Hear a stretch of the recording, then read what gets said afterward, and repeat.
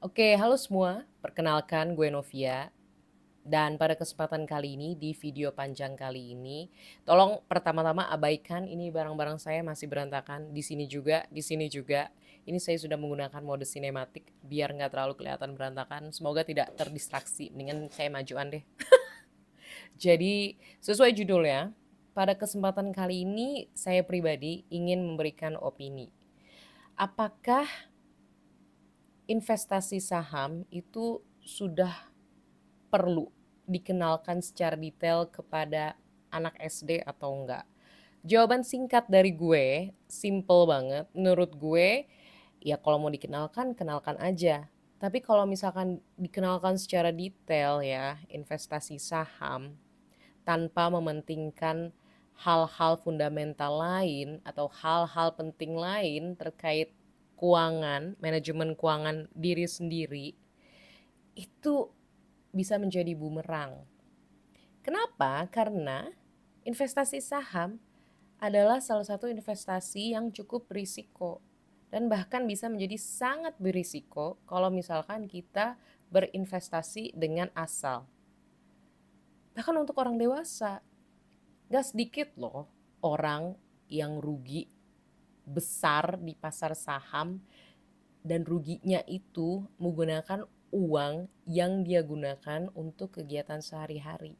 Gak sedikit. Dan kalau menurut gue, ini kita pakai gue aja ya biar lebih santai. Kalau menurut gue, kalau misalkan langsung diajarkan ya tentang investasi saham tanpa dikenalkan terlebih dahulu. Kalau misalkan penting loh kita untuk tahu mana yang duit kita, mana yang utang. Terus kalau utang itu harus kita bayar karena bagaimanapun itu bukan duit kita. Maksudnya hal-hal sederhana dulu kayak gitu. Karena gini deh, nggak usah ngomongin saham ya kak. Keluar deh kak gitu. Bercanda. Nggak usah ngomongin saham ya. Ngomongin utang deh. Gak sedikit loh orang yang ngutang ya. Yang minjem uang dari orang lain. Ya emang susah sih. Kalau biasanya kalau orang minjem duit tuh biasanya lagi dalam kondisi yang agak susah ya. Tapi nggak sedikit juga dia tuh punya utang ya. Bukannya langsung dibayar ketika dia udah punya duit, tapi dia lebih memilih untuk liburan, untuk foya-foya. Pokoknya melakukan hal-hal apapun kecuali bayar utang itu sendiri. Dan itu hal-hal penting sederhana tanda kutip yang kerap kita temui sehari-hari tersebut yang justru menurut gue pribadi lebih penting daripada langsung belajar tentang saham. Selain soal utang piutang tadi, meminjam uang, menurut gue budgeting duit ya, membuat budget pada anggaran kita, pada misalkan uang jajan ya kalau anak sekolah, atau gaji, atau mungkin pemasukan, keuntungan, pemasukan kalau misalkan jualan. Itu jauh lebih penting. Karena gak sedikit loh orang-orang yang udah kerja ya, kerja udah 10 tahun gitu, 5 tahun deh, gak pernah ngebudgeting gajinya. Jadi boro-boro nabung. Untuk bisa bertahan dengan satu gaji bulanan aja, itu udah syukur boro-boro nabung. Gak sedikit loh yang belum tahu kalau misalkan sebaiknya ya kita itu perlu membuat pos keuangan tertentu sebelum gaji kita masuk. Misalnya ya, contoh gajinya 5 juta rupiah ya. Dari gaji 5 juta tersebut kita bisa loh lihat dulu pengeluaran kita tuh sehari-hari apa sih. Oh ada listrik, oh ada air, oh ada transportasi buat ke kantor. Terus ada juga biaya hangout. Kalau nggak hangout stres nanti. Tahu terus biaya subscription ke OTT, tahu aplikasi semacam Netflix, Amazon dan lain sebagainya. Pokoknya hal-hal yang wajib dibayar. Nah, dari situ ketahuan kan kita berapa sih pengeluaran per bulan. Ternyata misalnya ya contoh, ternyata 50% tuh total pengeluaran itu semua dicatat. Jadi 2,5 juta wajib tidak boleh diganggu gugat dan hanya boleh digunakan untuk bayar-bayar tagihan. Misalnya seperti itu. Kan masih ada sisa 50%. Nah, dari 50% baru deh diatur. Oke, 500.000 buat tabungan nih. Gue mau ke Singapura. Insya Allah misalkan. Seperti itu. Atau mungkin 500.000 ya gue tabung deh. Buat gue nikah. Kan bisa seperti itu. Masalahnya adalah nggak sedikit yang gajinya udah sampai 2 digit ya, puluhan juta. Itu nggak ngeh, bahkan mengabaikan cara budgeting. Dan pada akhirnya mereka menjadi sangat konsumtif dan tidak terkontrol. Ya boleh ngeluarin duit demi kesenangan pribadi, beli barang yang mungkin kita suka ya. Tapi kita harus tahu juga kalau misalkan hidup tuh tidak pasti. Dan kita perlu tabungan atau dana darurat untuk menanggulangi segala ketidakpastian itu. Dan menurut gue itu jauh lebih penting daripada fokus langsung ke investasi saham. Gitu loh. Lagian ya, menurut gue pribadi, investasi itu baru bisa dilakukan ketika yang wajib-wajibnya itu telah dilakukan. Maksudnya yang wajib-wajib itu seperti contoh ya, kayak kita bisa bayar segala tagihan udah tenang. Terus kita udah gak ada utang. Emang bisa sih kita sambil bayar cicilan misalkan sambil investasi juga bisa. Cuma maksudnya gak sedikit yang gak apa-apa deh ngutang yang banyak tapi investasi gue banyak. Enggak, menurut gue gak kayak gitu. Yang ideal ya. Sebelum terjun ke dunia investasi dengan lebih serius, ya harus tahu dulu dasar-dasarnya. Itu loh. Itu lebih penting buat anak SD. Bener deh. Jadi misalkan kayak di zaman sosmed atau sangat internet seperti sekarang ya, kan banyak ya pembelian bebas di dunia online gitu. Misalkan di TikTok deh, kita beli bunga aja ya buat nge-gift gitu ya ke para streamer live di TikTok. Ini contoh aja. Kita kan keluar duit meskipun kayak 13 bunga cuma 3.000, gue tahu banget. 13 bunga cuma 3.000. Tapi kalau orangnya seneng nge-gift, tiba-tiba udah 100 kali beli itu paket bunga, tiba-tiba udah 300.000 sendiri buat nge-gift. Padahal mungkin duitnya masih pas-pasan.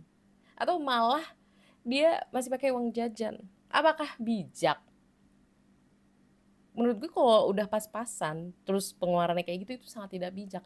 Dan itu yang lebih perlu untuk diajarkan ke anak-anak sekolah, apalagi anak SD. Terus selain itu ya, gue tahu di sekolah, bahkan bukan cuma SD ya, bahkan sampai kuliah juga, bahkan sampai kerja ya, tidak sedikit tindakan bully membuli yang terkait dengan bagi duit dong. Anak baru nih, jajanin dong. Masa sih gak ada duit tuh HP baru? Cie, menjiwai banget ya gue padahal enggak. Itu hanya umpama ya guys. Nah, yang kayak gitu tuh harus perlu dikurangi. Bully-bully gak penting kayak gitu. Dan bully-bully kayak gitu itu bisa dikurangi dengan pengajaran tentang duit. Kayak misalkan contoh ya, dari pengajaran duit tersebut bisa diajarkan ke anak-anak SD atau SMP, pokoknya anak-anak SD lah contohnya, untuk tidak memaksa orang memberikan duit. Gak boleh tuh asal malak, gak bisa. Dan kayak dikasih pemahaman, setiap dari kita itu rezekinya beda-beda. Kita lahir orang tuanya beda-beda.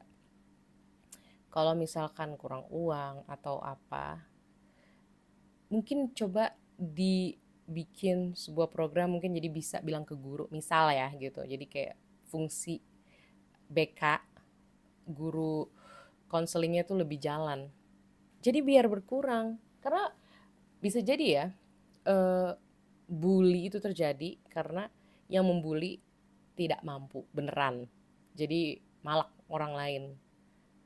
Atau tapi di sisi satu bully itu juga bisa terjadi meskipun anaknya termasuk tergolong punya duit, tapi dia minta duit aja asal. Nah itu kan perlu dihindari banget. Dan menurut gue lebih hal kayak gitu tuh yang ke perilaku dasar dari kurikulum ngajarin duit tadi, daripada langsung ke investasi saham. Apalagi ya, di saham tuh ada pilihan untuk investasi dengan margin atau bahasa simpelnya dengan utang. Jadi kita ngutang dulu. Dan itu sangat beresiko. Orang yang ngerti sahamnya belum tentu mau pakai margin, bener deh. Gak semua orang mau pakai margin. Kalau misalkan langsung ngajarin investasi saham, terus nanti anak-anak SD yang semakin tumbuh dan akhirnya bekerja itu mau investasi saham udah bisa gitu. Dengan penghasilan pas-pasan terus mereka pakai margin karena udah belajar duluan investasi saham ya di SD. Apa nggak boncos nanti? Syukur kalau mereka untung. Gue sih nggak yakin mereka langsung untung ya. Pasti akan banyak trial dan error. Masalahnya trial dan error pakai margin itu bahaya.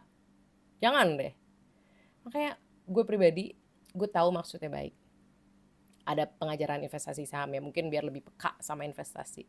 Sama mungkin secara nggak langsung mengajarkan konsep menabung. Cuma sebelum investasi dan menabung menurut gue sangat lebih penting untuk diajarkan hal-hal mendasar yang mungkin juga akan menjadi sebuah pelajaran tentang hidup, tentang berperilaku baik. Ya kayak PPKN lah, PPKN campur-campur pendidikan tentang keuangan.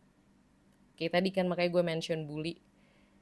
Karena gak sedikit bully tuh malak-malakin duit, kagak bisa kayak gitu. Itu kan nanti sampai gede juga akan melatih loh, biar gak bisa langsung malak orang. Karena gak sedikit, udah gede pun masih suka malak. Kayak dia gak kerja, gak apa, tapi malak cuy. Gak boleh tuh kayak gitu sebenarnya. Tapi balik lagi, penduduk Indonesia itu sangat banyak ya. Jadi akan sangat sulit tentunya. Tapi menurut gue, please jangan langsung investasi saham. Yang dasar dulu.